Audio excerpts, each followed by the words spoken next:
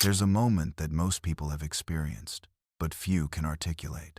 You're in a room, or a meeting, or a conversation, and someone says something small about you, nothing cruel, nothing even particularly memorable, but something inside you shifts. A quiet insistence rises, a need to correct them, to re-establish something, to prove they've misunderstood. And you notice, in that exact moment, that it matters far more than it should. That instinct, that's what we're going to examine together. We tell ourselves so many stories about why we do what we do. We say we work hard because we value security, or because we care about our families. We say we compete because we enjoy the challenge, or because we believe in excellence. These reasons aren't false, exactly, but they're often the acceptable surface of something deeper, something we're less comfortable naming.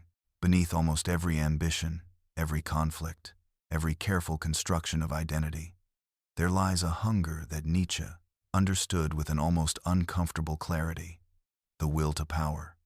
Now, when we hear will to power, we tend to imagine crude dominance, tyrants, dictators, the ostentatious accumulation of money and titles. But Nietzsche meant something far more subtle and far more universal than that. He wasn't describing a drive that only predatory people possess. He was describing something woven into the fabric of being alive itself. It's the impulse behind the child learning to walk, the artist refining their craft, the person arranging their apartment exactly as they envision it. It's the need to leave an imprint on the world, to say, I was here, and what I did mattered. The psychologist Alfred Adler called this the inferiority complex, but he was gesturing at something Nietzsche had already identified. We are born into a world where we are small and powerless. We depend entirely on others. This powerlessness is one of our first experiences, and it leaves a mark. The entire structure of our personality develops partly as a response to this original weakness. We build competence. We cultivate intelligence. We develop charm, or humor, or strength. Each of us, in our own way, is trying to transform our fundamental vulnerability into something more secure, more visible, more real. But here's where it becomes psychologically interesting. This drive doesn't simply diminish as we grow older. It transforms. It becomes more sophisticated, more hidden. A child might openly seek approval through achievement. An adult does the same thing, but now they call it pursuing excellence or building their career. The drive is identical. The rhetoric has simply evolved. Consider the person who is financially successful but remains anxious, always calculating their worth against others, always aware of who has more. Consider the intellectual who needs to win arguments, who feels a flash of genuine pain when challenged. Consider the activist, the performer, the perfectionist, the social climber. Each of these people can point to genuine values, and they possess them. But if we look honestly, we see that underneath the stated values, there's an engine running, a need for significance, a fear of insignificance. Nietzsche saw this clearly, and he didn't condemn it. That's important. He recognized that this drive is not a moral failure. It's not something to overcome through virtue or meditation or spiritual surrender. It's life itself expressing itself through us. The question isn't how to eliminate it. The question is how to understand it, how to see it clearly enough that we're not entirely controlled by it. Because that's the real problem. The will to power becomes destructive not when it's strong, but when it's unconscious. When we don't recognize it, we're constantly being manipulated by it.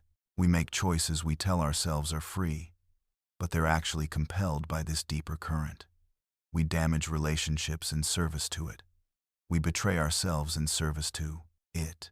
We build lives that look successful from the outside, but feel hollow on the inside, because somewhere along the way, we started pursuing power instead of pursuing what actually matters to us.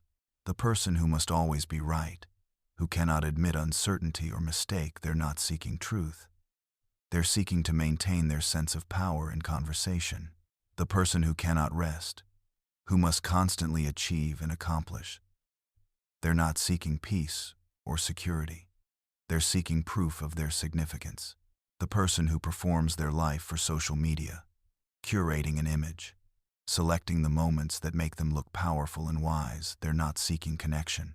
They're seeking validation, which is a substitute for genuine self-knowledge.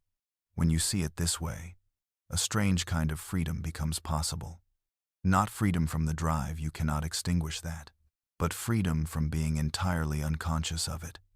You begin to notice when you're acting from genuine desire, and when you're acting from this need for power and significance. You begin to see when you're actually pursuing something you care about, and when you're pursuing it because it offers proof of your worth. This is what Nietzsche meant when he suggested that the first step toward living authentically is to see yourself clearly, not to judge yourself harshly, but to see the machinery underneath, to notice the compensations you've built, the performances you're running, the stories you've internalized about what it means to matter. The strange discovery is that when you see this clearly, when you can acknowledge your hunger for power and significance without being entirely ashamed of it or entirely controlled by it, something shifts. You become slightly freer. You can make choices that aren't entirely dictated by this unconscious drive. You can pursue genuine excellence instead of excellence as proof. You can have ambitions that are actually yours, rather than compensations for old wounds. You can build something that matters because it matters to you, not because it will make you matter. This is not transcendence. You don't rise above the will to power, but you do rise above unconsciousness about it. And that small movement from total blindness to partial sight changes everything. It makes it possible to live a life that's genuinely yours, rather than a life constructed in response to a drive you never fully acknowledged. The truth that Nietzsche offers us isn't comfortable. It's not comforting, but it's also deeply freeing. We crave power not because we're corrupt or ambitious in some exceptional way. We crave it because we're human, because significance and recognition matter to us, because the thought of being forgotten, of not mattering, is something we cannot quite bear. Understanding this doesn't make us better than we were. It simply makes us more honest. And in that honesty, there's a strange kind of peace.